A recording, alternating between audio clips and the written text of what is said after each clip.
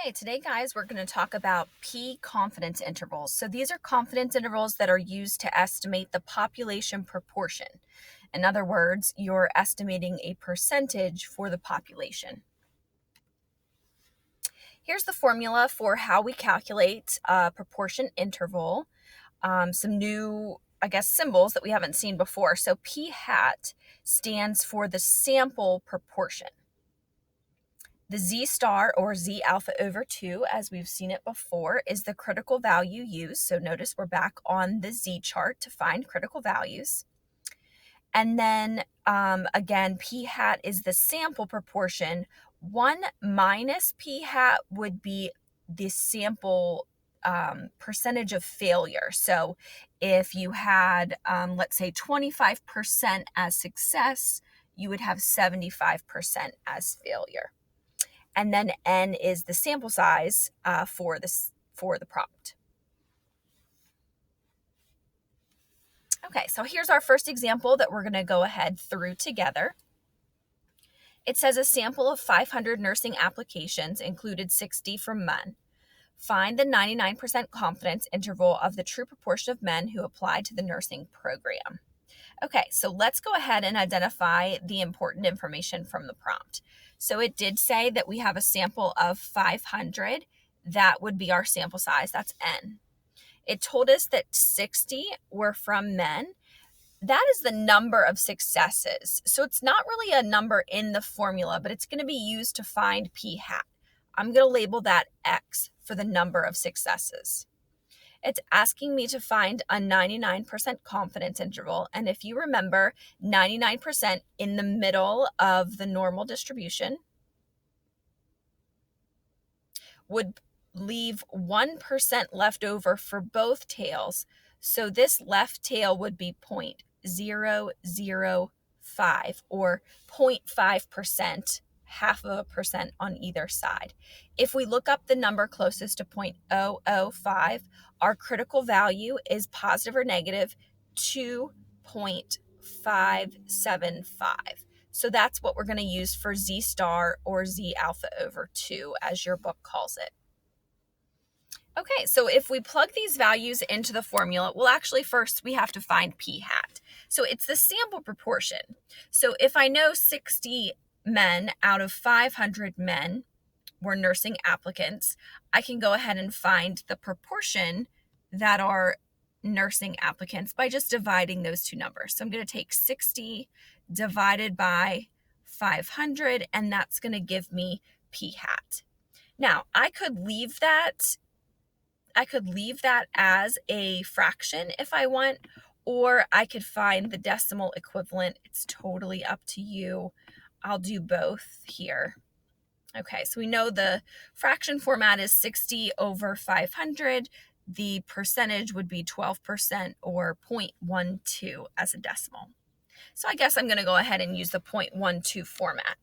So if we look at our formula, it says we take P hat plus or minus the Z critical value times the square root of P hat, and then the complement of P hat, which is 1 minus P hat, or we'll call that Q hat, and divide by N. Okay, plugging in those numbers, we have P hat we found to be 0.12 plus or minus the Z critical value of 2.575. We're going to take that times the square root of 0.12. If 12% are men, the complement would be 88% are women, or 88% are not men, and divided by the sample size, which was 500.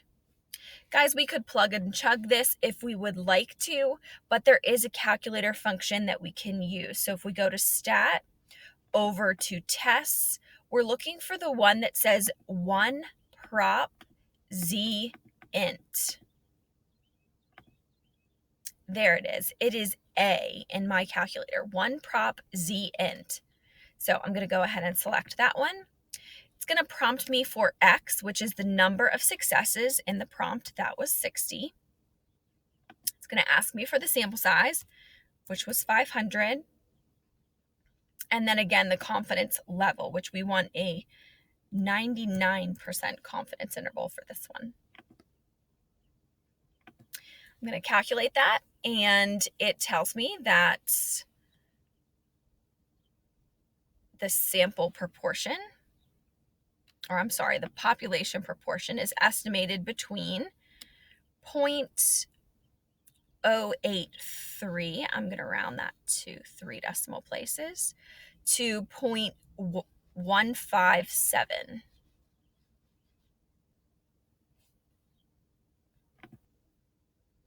Just like before, we need to interpret these intervals. So we're going to write a sentence to interpret them. So the interpretation is very similar to what we talked about for our interpretation for means.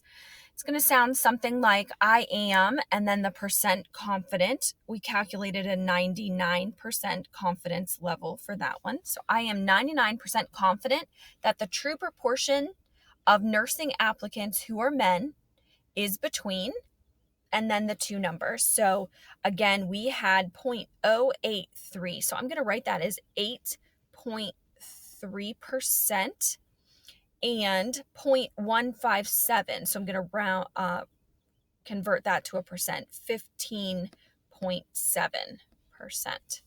So that interpretation sentence sounds like I am 99% confident that the true proportion of nursing applicants who are men is between 8.3% and 15.7%. All right, next example, we have a survey of 1,721 people found that 15.9% of individuals purchase religious books at a Christian bookstore. Find the 95% confidence interval of the true proportion of people who purchase their religious books at a Christian bookstore. Let's pick out the important information from this prompt. First number that I see is this 1,721. That is our sample size, so that is N. Notice on this one, they give us a percentage, and that is talking about from that sample of 1,721 people, 15.9% of the individuals purchased Christian books at a Christian bookstore. So they are giving me P hat for this example. We want to find the 95% confidence interval, so that would be 95% in the middle, which would leave 2.5% for either tail. So if we find the closest z value to 0.025 on the negative z chart, that is 1.96 for our z critical value. Okay, plugging those values into the formula, p hat 0.159 plus or minus our critical value of 1.96 times p hat 0.159. If 15.9% of people purchase their books at a religious bookstore, we have to find the percent that don't. So if we take 100 minus the 15.9, that leaves 84.1% that don't buy their books at a Christian bookstore. So that would be Q hat 0.841. And I'm dividing that by our sample size of 1,721. If I go ahead and find that confidence interval on the calculator, I'm going to go to stat, over to tests, again scroll down until you see one prop z int, which is choice A in my calculator. The calculator is still going to ask me for the number of successes. So for this one, guys, I have to actually calculate it. I'm going to take 15.9% or 0.159 and multiply that times my sample size of 1,721. I'm just doing that math right inside this calculator function. This, if I leave this as a decimal, the calculator is going to come back with an error message because the calculator knows that this has to be a discrete number, countable number. So I'm just going to use regular rounding rules. I can't have 273.6 people. So I'm going to round that to 274. Again, X has to be a whole number. And then N, my sample size, was 1,721. And for this one, we want 95% confidence. And calculate. Okay, my proportion is between 0.14, I'm going to round that to 2, 0.142 and 0.177. So our interpretation sentence for this one would say, I am 95% confident that the true proportion of people who purchase their religious books at a Christian bookstore is between 14.2% and 17.9%. All right, the last example, guys, is a U-try. So pause the video here, see if you can find the confidence interval, and then unpause so that you can see the answer. Okay, hopefully you had enough time to work this out. So I identified the values in the prompt. N was 150, X was 114, and we wanted 95% confidence, which corresponds to a z-value of 1.96.